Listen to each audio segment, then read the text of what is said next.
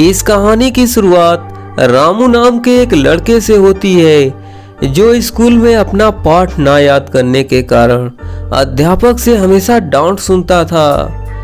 रामू पाठ याद करने का प्रयास तो करता था लेकिन कुछ भी याद नहीं होता था, इसलिए उसे आए दिन क्लास में डांट खानी पड़ती थी। उसके समझ में कुछ नहीं आ रहा था कि डांट से कैसे बचे। स्कूल से घर आकर रामू ने खाना खाया, फिर खाना खाकर बस्ता लेकर बैठ गया। जब रामू किताब खोल रहा था तभी उसे चिड़िया की आवाज सुनाई पड़ी। उसने देखा एक छोटी सी चिड़िया अपने चोंच में तिनका दबाकर लाई। उसने तिनका को पेड़ के एक डाल पर रखा लेकिन तिनका नीचे गिर गया। चिड़िया उड़कर नीचे आई। उसने तिनका अपने चोंच में उठाया और उड़ गई। उसने तिनका पेड़ के डाल पर रखा लेकिन तिनका फिर नीचे गिर गया।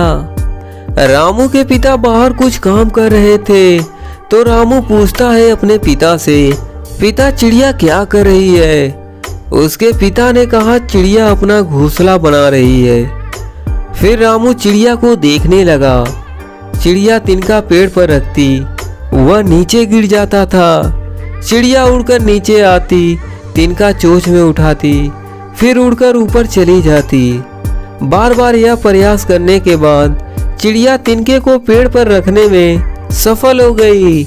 फिर वह दूसरा तिनका लेने के लिए चली गई। इस प्रकार से चिड़िया ने एक एक तिनका जोड़कर एक बहुत ही सुंदर घोंसला बना दिया।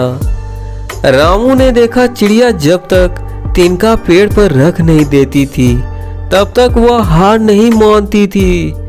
चिड़िया को देखकर रामू के मन में विचार आया और वह परिश्रम करने लग गया जिससे उसे सफलता मिली। चिड़िया से सीख कर रामू पर गहरा असर पड़ा।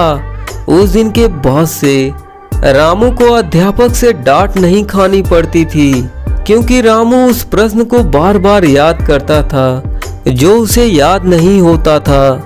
बार बार प्रयास करने से रामू को सब पाठ याद हो जाता था।